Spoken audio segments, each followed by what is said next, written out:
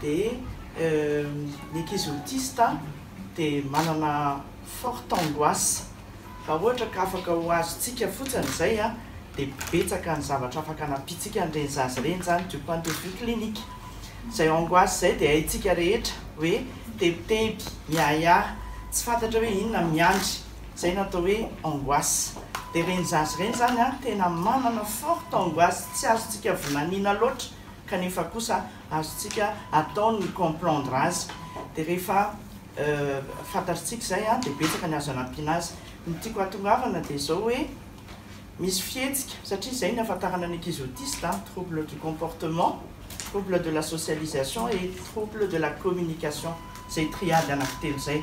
fa rehefa ohatra ka fantatritsika hoe miaina an'ilay forte angoisse izy dia misy fihetsika be da be zany a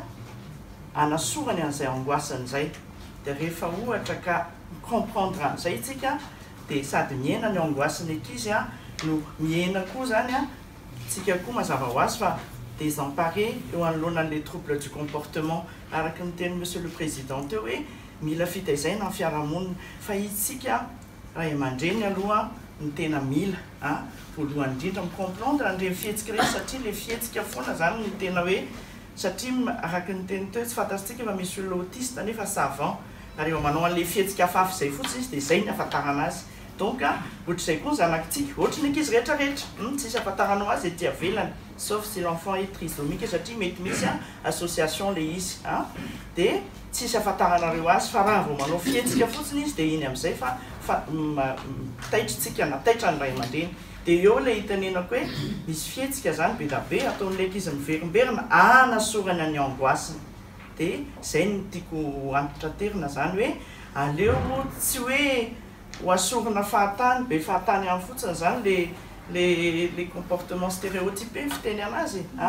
hoe fihetsika miverimberina ataondry zareo fa tonga dia tadiditsika hoe anasorany any angoisseny zany le izy donc ny zavatra ataontsika tsy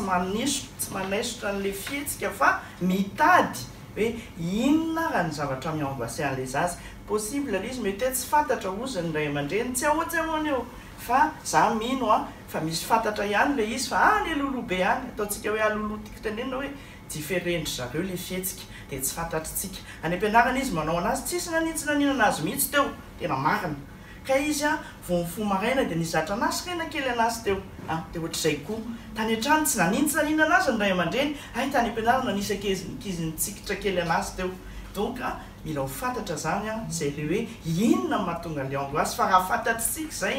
dia tsy manaisotra n'le comportement stéréotypé tsika dia manampy be da be amin'ny ankizy manana angoisse zay angamba ny anjara fitenenako satria mbola mety misy betsaka ny zavatra hafa dia misaotra tsika menakavy